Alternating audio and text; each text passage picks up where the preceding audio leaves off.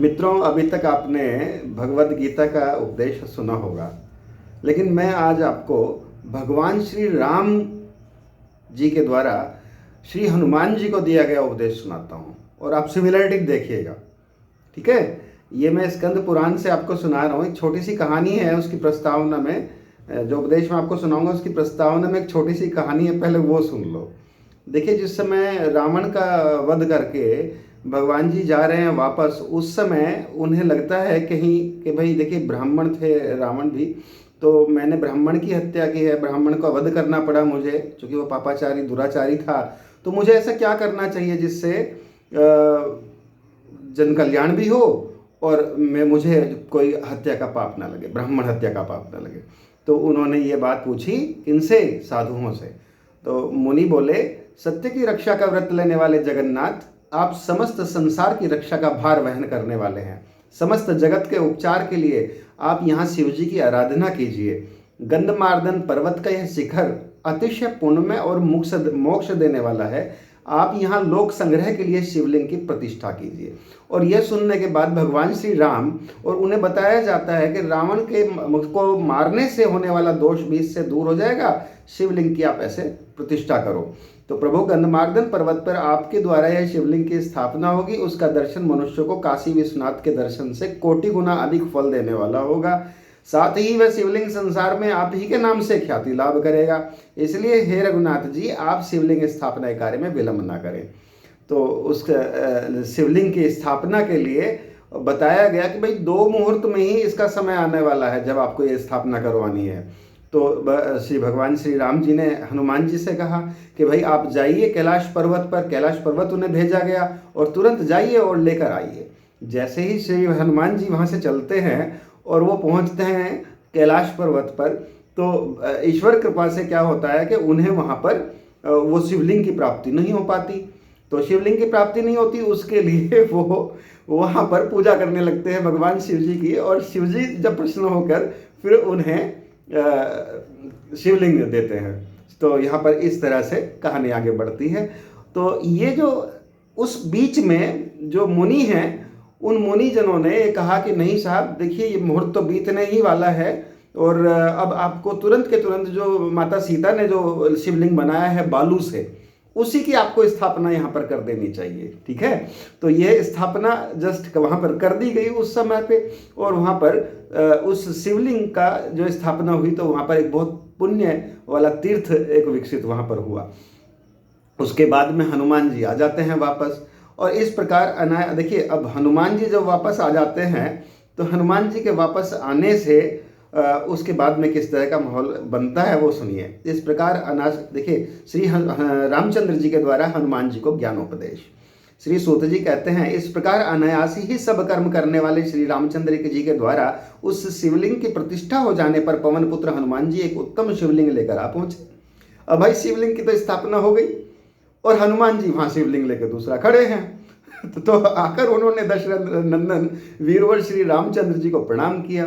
फिर क्रमशः सीता, लक्ष्मण तथा सुग्रीव जी को भी मस्तक झुकाया। हनुमान जी ने देखा रघुनाथ जी सीता जी के बनाए हुए बालुकामय शिवलिंग का मुनियों के साथ पूजन कर रहे हैं। तब वे खिन्न होकर बोले, भगवान, कैलाश पर पहुंचने पर मुझे भगवान शंकर का दर्शन नहीं हुआ, तब मैंने तपस्या द्वारा उन्हें प्रसन्न किया और उनकी कृपा से शिवलिंग प्राप्त होने पर मैं तुरंत यहाँ लौट आया हूँ। तब तक आपने दूसरे ही बालुकामय शिवलिंग की स्थापना कर दी है और अब मुनियों, देवताओं और गंधर्वों के साथ उसी का पूजन कर रहे हैं। मैं जो कैलाश पर्वत से इस शिवलिंग को लेकर आया सो व्यर्थ ही हुआ। अब इस शिवलिंग का मैं क्या करूँ?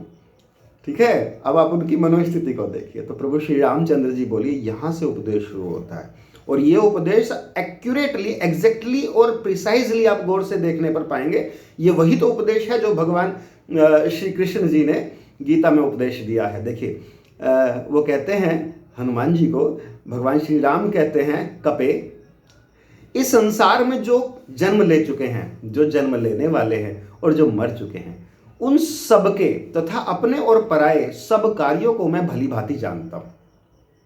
भाई, मैं सब काम जानता हूं, कौन क्या कर रहा है।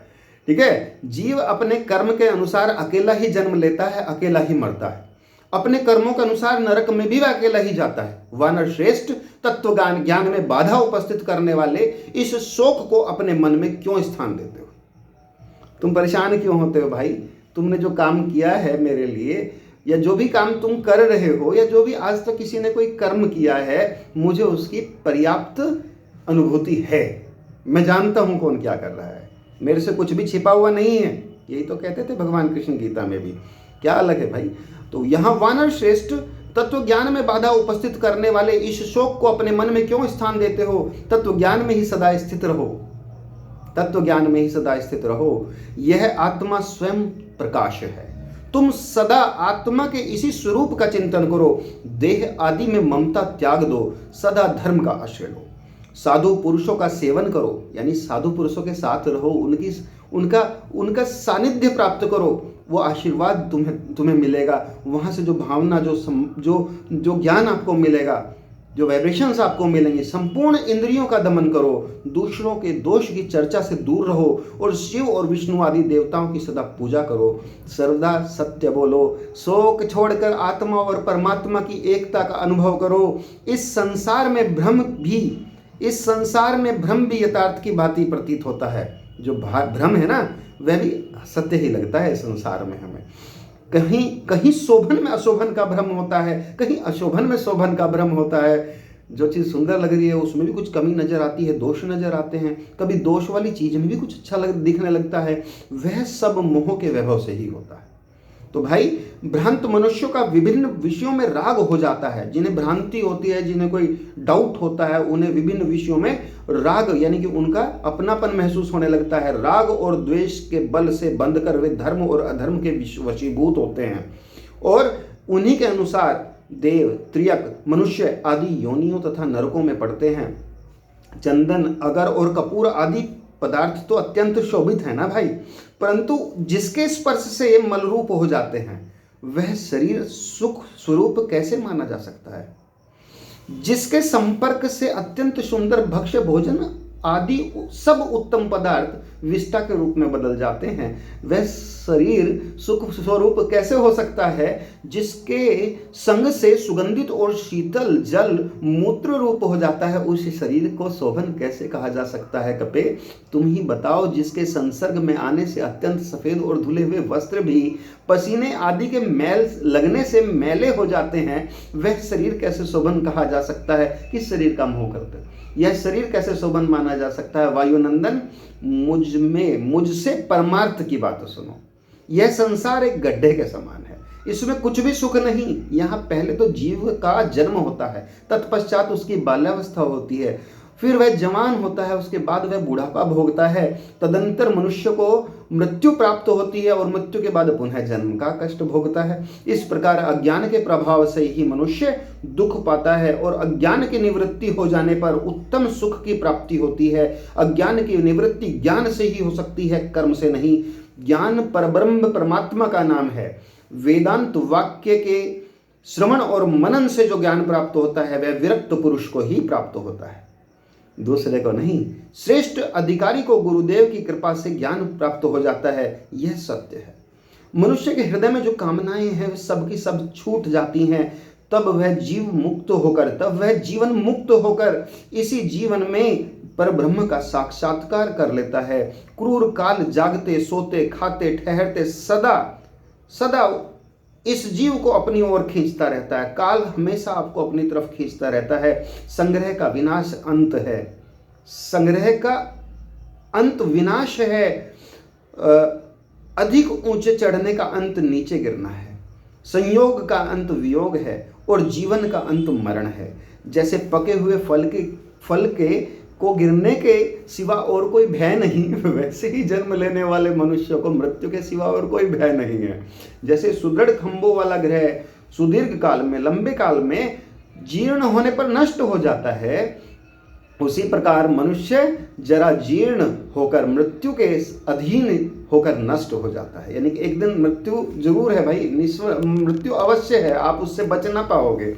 ठीक है। इसी प्रकार मनुष्य जरा जीर्ण होकर मृत्यु के अधीन हो जाता है। दिन और रात बीतते चले जा रहे हैं, जिससे मनुष्य की आयु नष्ट हो रही है। इस दशा में तुम अपनी आत्मा के लिए शोक करो, दूसरा किसी बात के लिए क्यों शोक करते हो? कपीश्वर, कोई खड़ा हो या दौड़ता हो, उसकी आयु का प्रतिक्षण नाश हो रहा है।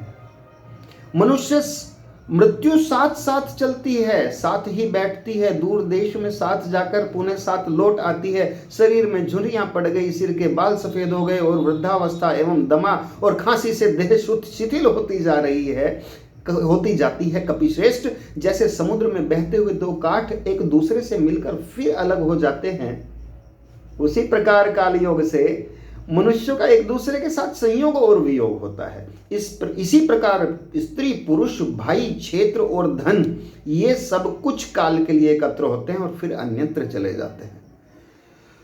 जैसे कोई पथिक राह चलते हुए किसी दूसरे पथिक से कहता है कि ठहरिए, मैं भी आपके साथ चलूंगा। ठीक है, एक रास्ते में मिलने वाला कोई व्यक्ति आपसे कहे ठहरिए, मैं भी आपके साथ चलता हूं, और आप बातें करते हुए चले जाते हो, और आपको क्या लगेगा, ये तो मेरा अपना है। अपने बन जाते हैं ना रास्ते में बात करते करते भी लोग, तो ऐसे वो अपनत्व जो है वही, और इस प्रकार दोनों कुछ काल तक साथ हो जाते हैं और फिर अलग चले जाते हैं कपे। इसी प्रकार स्त्री और पुत्र आदि का समागम नश्वर है।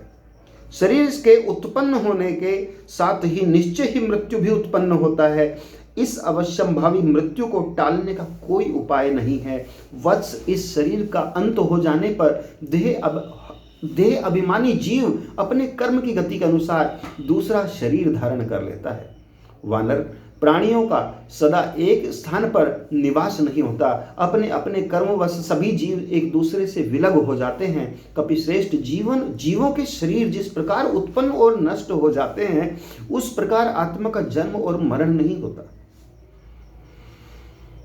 शरीर नष्ट होते हैं, जीवों का नष्ट होना तो निश्चित रूप से है। जीवन जो पैदा हो रहा है, जीव जो वो नष्ट जरूर होगा, लेकिन आत्मा कभी नष्ट नहीं होगी, ये याद रखना। तो यहाँ पर आत्मा का जन्म मरण नहीं होता। अंजना नंदन, तुम शोक रहित अद्वैत जन्म में सत्य स्वरूप निर्मल पर ब्रह्म परमात्मा का रात दिन चिंतन करो। तुम शोक रहित अद्वैत ज्ञान में सत्य स्वरूप निर्मल पर ब्रह्म परमात्मा का रात दिन चिंतन करो। ऐसी दृष्टि होने पर तुम्हारा किया हुआ प्रत्येक कर्म मेरा किया हुआ है, और मेरा किया हुआ प्रत्येक कर्म तुम्हारा किया हुआ है। इसलिए कपे, मैंने जो शिवलिंग की स्थापना की है वह तुमने ही की है, ऐसा समझना चाहिए। शिवलिंग का स्थापन का पुण्य काल बीता जा रहा था, इसलिए मैंने सीता जी के बनाए हुए बालूकामय शिवलिंग को यहाँ स्थापित कर दिया। अतः तुम कोप और दुख ना करो, आज शुभ दिन है, इस दिन इसकी स्थापना तुम ही करो। कैलाश से लाए हुए इस शिवलिंग को तुम ही स्थापित करो। तो इस प्रकार कहानी में भगवान ने वो सारा उपदेश जो भगवद गीता में दिया गया है, ठीक उसी प्रकार का एक वास्तविक सत्य संदेश मानव को, जीव को, हनुमान जी को दे दिया है, जो हम सबको ग्रहण करना चाहिए। कितना सुंदर संदेश है, कितने सीधे और सार्थक शब्दों में दिया हुआ है। प्रभु का नमन।